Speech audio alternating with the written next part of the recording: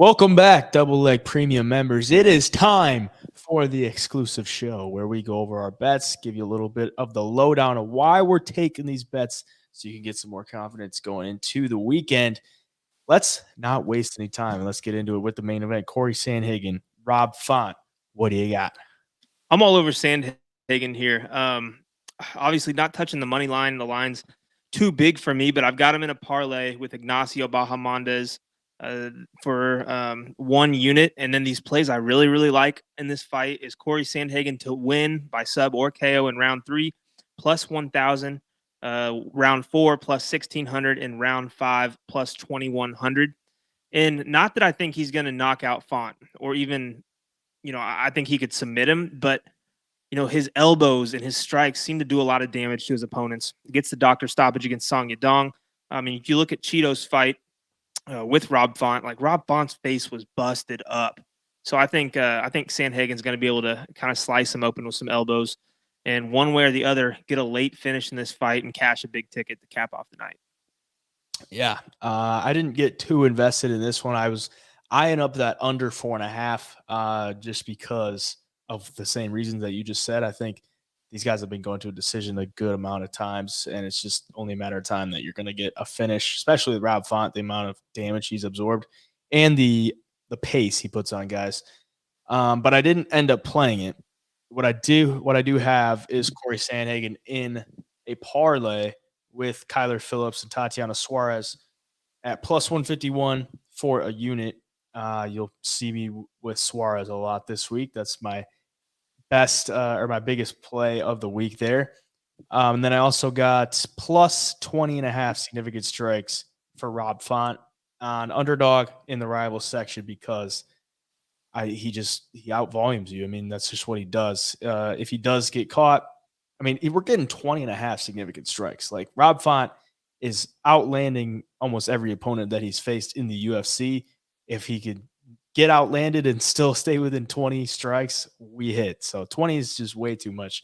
Had to play it. I got that paired with lower than 40.5 significant strikes for Tatiana Suarez. That's the play I put out on my page. 3x for a unit there. But other than that, that's all I got in the main event. I didn't get too invested because the line was a little wide for a Sandhagen, and I'm kind of mixed on if he does it by KO or if he does it by decision. So I just kind of passed. But overall, a good main event. Co-main event: Tatiana Suarez, Jessica Andrade. What you got? Yeah, I took Suarez inside the distance at minus 150 for 1 unit. I know you're big on that play this week, and I think it happens. Jessica Andrade is not the same fighter as she has been. I think she gets taken down. I think Suarez has her way with her. I think it ends early too, so had to rock with it. And I also have her in a parlay for a half unit with Billy Q. I'm not super confident on Billy Q, but I think he does have a pretty good path to victory, so I had to throw him in this little parlay with Suarez. Yeah, this is I just don't see how it loses. I really don't. I don't see Jessica Andrade beating Tatiana Suarez, and I don't see her lasting 3 rounds with the pace and the level of grappling that Tatiana Suarez is going to have. She's going to put it on her. Jessica Andrade has shown she can get finished on the ground. She's been finished in every fight that she's landed up on the ground in the past 5 years. She's going to end up on the ground in this fight. She's going to get finished. Minus 140, Tatiana Suarez inside the distance for 2.8 units. I think that's the biggest play I've had for the premium picks. I mean, that's just where I'm at with this one. I also got her in a parlay with Bahamondes at minus 113 for 1.13 units. Then I got the parlay I said before, Sandhagen, Phillips, and Suarez, plus 151 for a unit. And then I got 2 underdog plays with her as well. We're going the one I already said, lower than 40.5 significant strikes there. And then one other one, I went lower than 2.5 takedowns because I think the control she's going to have on the ground is going to be top level against Jessica Andrade. If you watch her fight with Valentina Shevchenko, she tries to get up, she gives her back every time. And Valentina wasn't really looking to get her back. You watch the Blanchfield fight, she gets taken down once, she gives her back, and that's the wraps. So I'm looking at lower than 2.5 takedowns as well for Tatiana Suarez. I think she gets her down, gets the back, and gets the choke in. I got that paired up with Jeremiah Wells, lower than 34.5 significant strikes, 3x for half a unit there on the takedown prop. We'll keep her going. We got Kennedy Nzechukwu and Dustin Jacoby. What you got on this one? Yeah, it pains me to do this because Dustin Jacoby, hometown kid from where I'm from.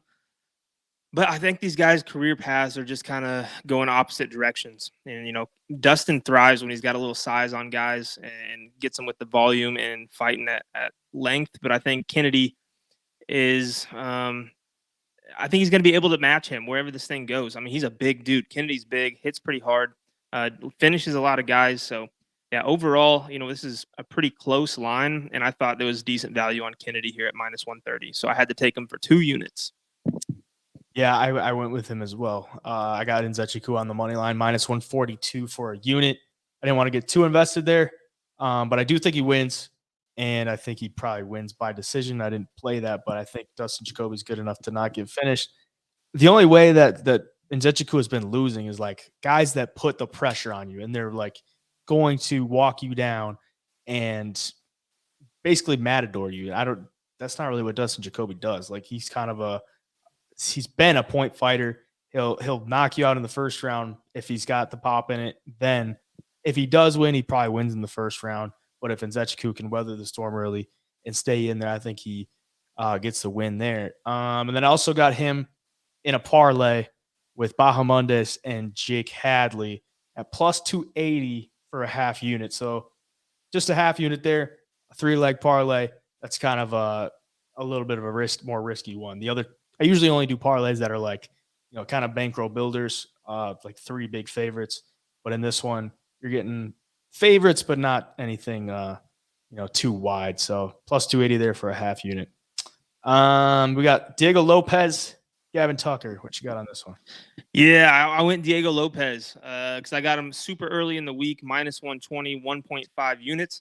I just love what I saw against Movsar Evlev. I mean, he was a big underdog in that fight, short notice, UFC debut, and had him in trouble a couple of times with the jiu-jitsu. But he showed on the feet, too. Like, there was a time he really stunned Movsar early in the fight. And I just like his all-around game. I think it's going to be difficult for Gavin Tucker not only to get this thing to the ground, but to do good work on top with Diego Lopez throwing all these submissions up and, searching for the armbar, searching for the triangle.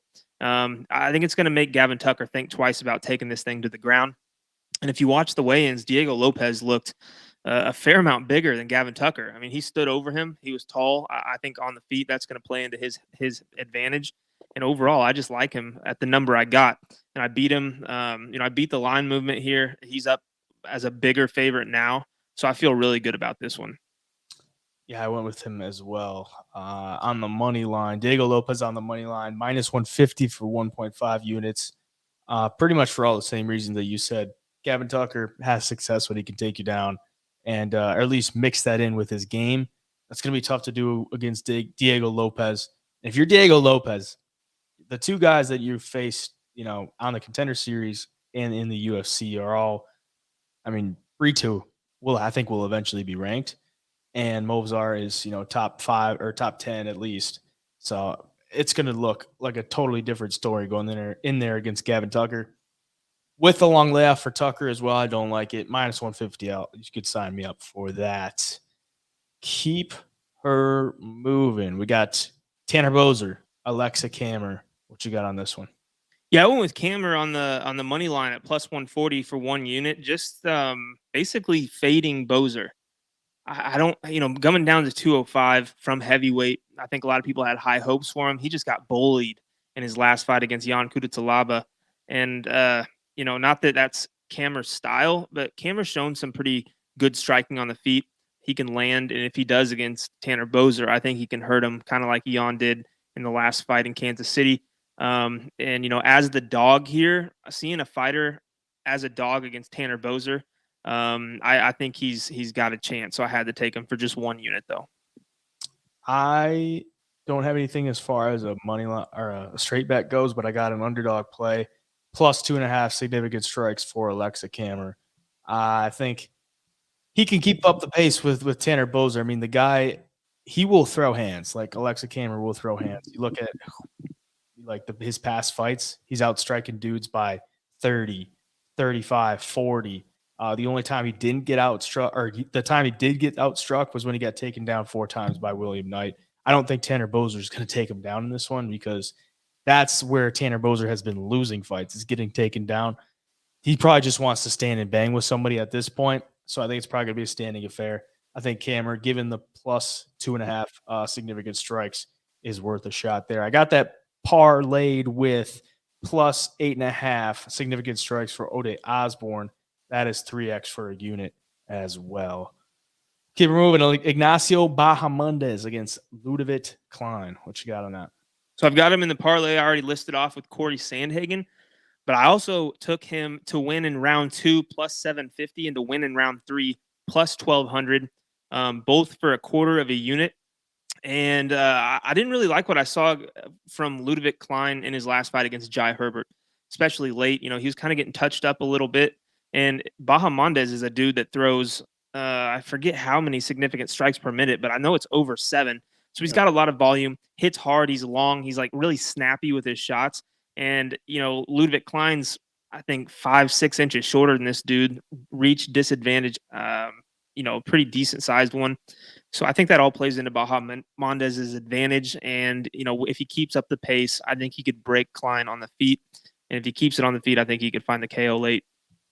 Yeah, I got Bahamondes in the 2 parlays that I already said. So I got 1.63 units technically invested into him. I didn't want to go too heavy on him, but I did put an extra 0.4 units on Bahamondes by decision at plus 145.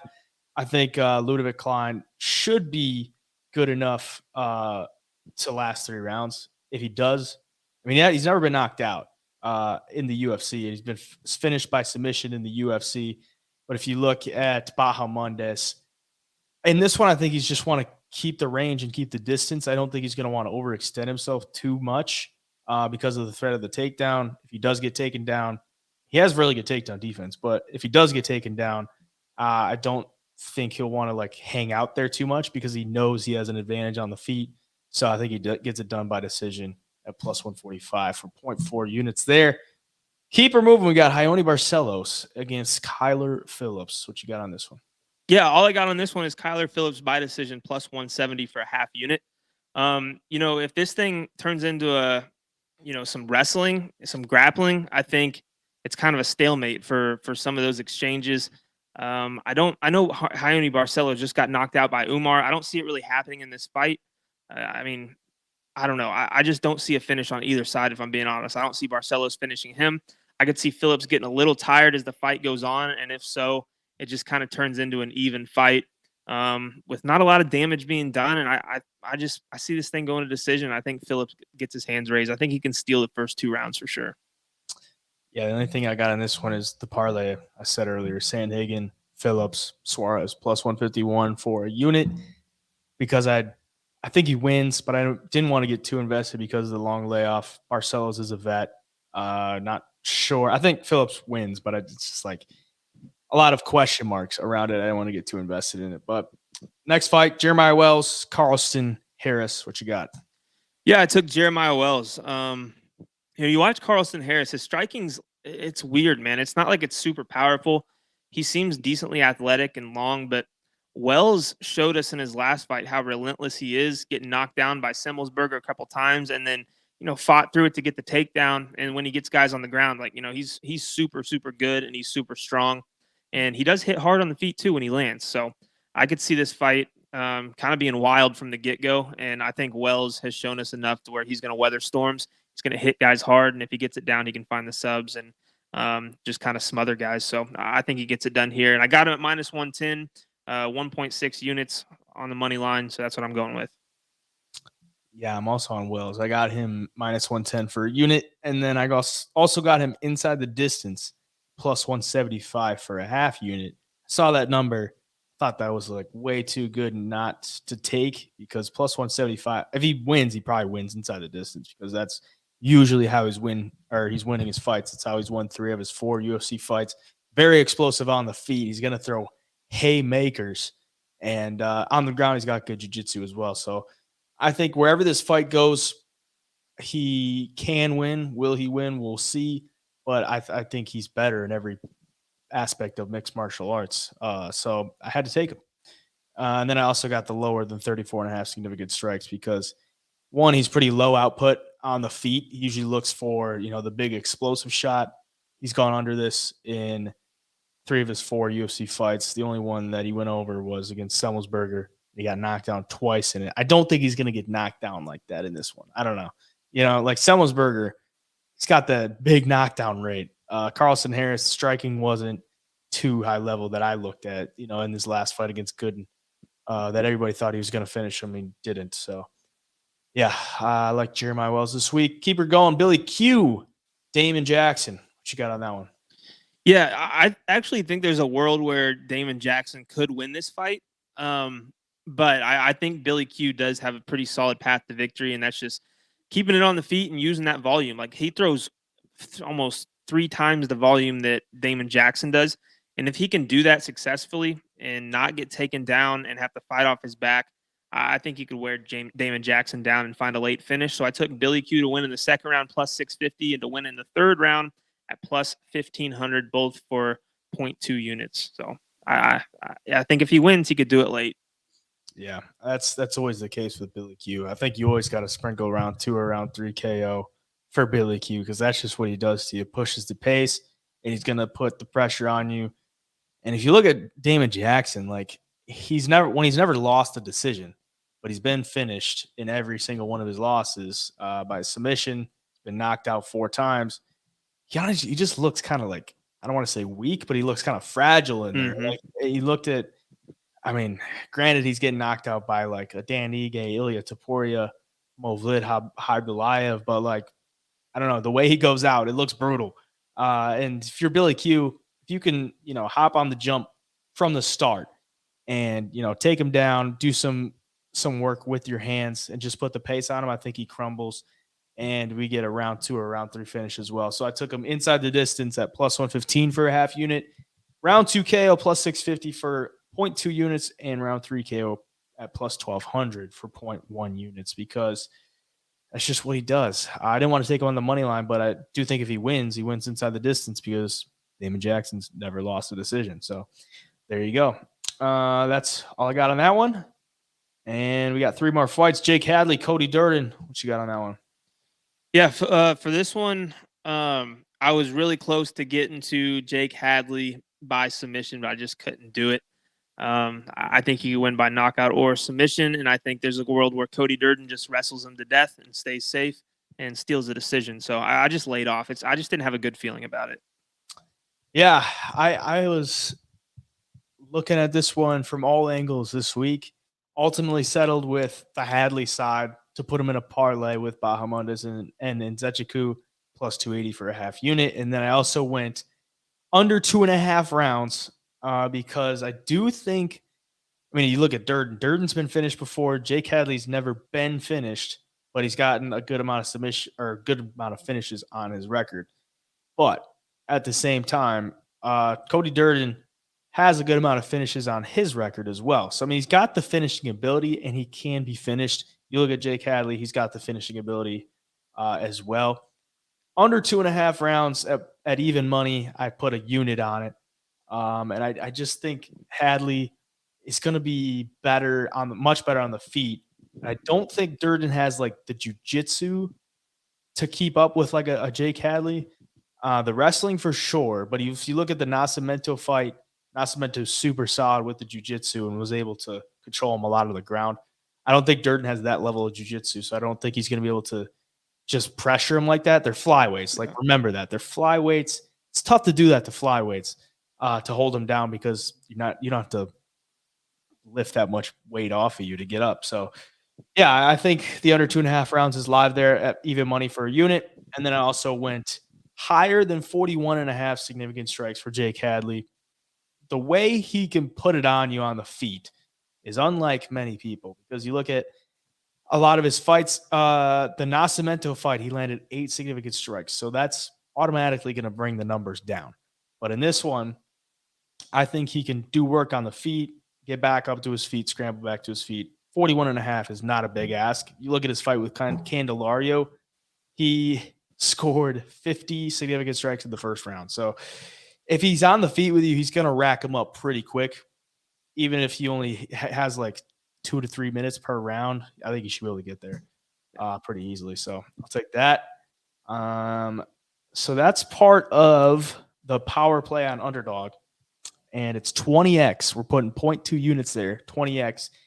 That one consists of plus 2.5 significant strikes for Alexa Kammer, plus 8.5 significant strikes for Ode Osborne, lower than 2.5 takedowns for Tatiana Suarez, lower than 34.5 significant strikes for Jeremiah Wells, and higher than 41.5 significant strikes for Jake Hadley. 20x for 0.2 units. So hopefully can hit the old banger there on underdog. We got 2 fights left. Sean Woodson, Dennis Bazooka. What you got? Yeah. So I'm just not big on Sean Woodson here, and I like Dennis Bazooka, and I think on a full camp, like he's closer to a favorite here in this fight. He's well-rounded, strikes well. He's got knockouts. His last fight, he took the back and submitted the dude right away, and he trains with killers and Aljo, Marab, Sajikov, Matt Frivola. I mean, all these guys at that gym are just killers, and he's their training partners. So I think he's prepared. He's been waiting for this opportunity. He's fired up, and at plus 168 is what I got him at when the line opened. Had to take him for a unit on here and take a shot on the dog because, Woodson didn't really look good in his last fight. He would have lost against Luis Saldana if it weren't for the point being taken. So, I got to hammer Dennis here. It's Bazooka time. Bazooka bomb going down in Nashville. Plus 145 for a unit. Same reasons that you just said.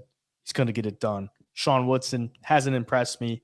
If you look at his win, it just doesn't impress. Like in the UFC, the win by decision and a win by knockout, or 2 wins by decision, 1 win by knockout, and it's against Colin Anglin, who's no longer in the UFC. Split decision to Yusuf Zalal, and then a split draw to Luis Saldana, and a loss to Julian Erosa.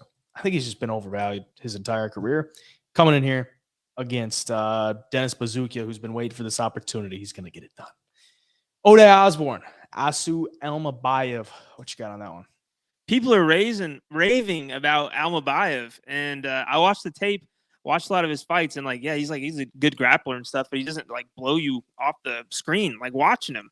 I don't know where people are getting this narrative that he's just going to be this killer dominant fighter at the UFC level. And Ode Osborne, despite some of his losses, the dude has a high takedown defense percentage. Can grapple a little bit himself. He's super athletic. He's a lot taller and longer than Almabayev. You could see at the weigh-ins, he was looking down at him as well. And, on the feet, he's athletic. He hits hard and he's fast. So he's the type of fighter I think could give Almabayev some problems, especially being your UFC debut. Ode's a vet, or at least he's had, some decent UFC experience. And he's plus 160, or he was at least. And that's what I got him at. So I had to take the chance on the dog against the debuter here for 1 unit on the money line. I respect it. I went under 2.5 rounds for the Almabayev Osborne fight at plus 115 for a unit. If you look at Ode Osborne, 13 of his 17 fights in his pro career have ended in the first or second round. Almabayev has got 8 first or second round submissions, 2 first or second round TKOs, and he's been submitted before. So I like the under there. I think Osborne comes out very explosive. And Almabayev, if he does get him down early, could end up wearing him out and finish him later. But I think Osborne is definitely live as well early. And then I said plus 8.5 significant strikes for Ode Osborne because I think he's going to look to keep this on the feet. And I don't think Almabayev is going to land some vicious ground and pound or anything when he gets you down. He just kind of takes you down and holds you there. Osborne's probably going to be active off his back and wanting to get back up to the feet, or maybe just playing some jiu-jitsu game. But 8.5 for Osborne was good enough for me. Pretty sure. Let me just look at the stats, but he's covered that in every fight except his last one against Charles Johnson, which nobody really outstrikes Charles Johnson. That guy's got straight up pillow hands, and he'll just hit you a bunch of times and stay active. But yeah, those are the picks for UFC Nashville. That's the bets. If you're watching this before, good luck to you. Hopefully we hit some plays tomorrow. If you're watching this after, hopefully we did hit some plays and we can keep them moving. Going into UFC Nashville, you got any closing thoughts? Just another card where there's some good betting spots, in my opinion. I think we're going to get a mix of favorites winning, underdogs winning. I don't think it's going to be lopsided on either one of those. And yeah, let's stay hot. Keep it rolling. Let's get another 8 units tomorrow. Let's get her. Let's get her. All right. Thank you again, Double Leg Premium members. You guys are the best. Double Leg here, signing out.